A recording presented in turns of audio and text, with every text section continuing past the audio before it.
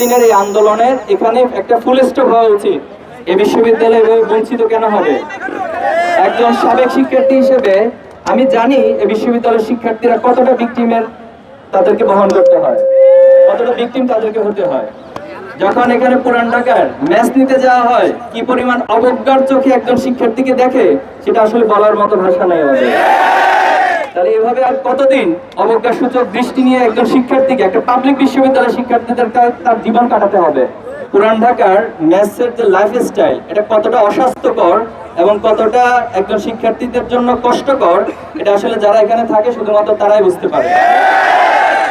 আমি বিশ্বাস করি বাংলাদেশের গুরুত্বপূর্ণ পাবলিক বিশ্ববিদ্যালয় হিসেবে জগন্নাথ বিশ্ববিদ্যালয়ের যে শিক্ষার্থীরা যে দাবিগুলো উত্থাপন করেছে, এই দাবির সাথে ইতিমধ্যে আমরা জেনেছি সকল শিক্ষক, কর্মকর্তা, কর্মচারী এবং সকল রাজনৈতিক বা ছাত্র সংগঠন যারা রয়েছে তারা সামাজিক সংগঠন সহ সকলে একাত্মতা পোষণ করেছে।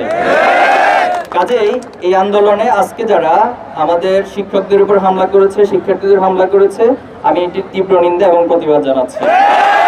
পাশাপাশি আমি বলতে চাই এই সরকারকে যারা বুদ্ধি পরামর্শ দিচ্ছে, এই বুদ্ধি পরামর্শ কোনো কারণে ফ্যাসিস্টদের কোনো উৎস থেকে আসছে কিনা সে বিষয়ে অবশ্যই সরকারকে চিন্তা ভাবনা করা উচিত। আমরা ফ্যাসিস্ট আমলে আন্দোলন করেছিলাম, সাবেক শিক্ষার্থী হিসেবে সবগুলো আন্দোলনের সাথে সম্পৃক্ত ছিলাম, কিন্তু এভাবে করে শিক্ষকদের উপরে নগ্ন হামলা অতীতে ফ্যাসিস্টরা পর্যন্ত সাহস করেনি।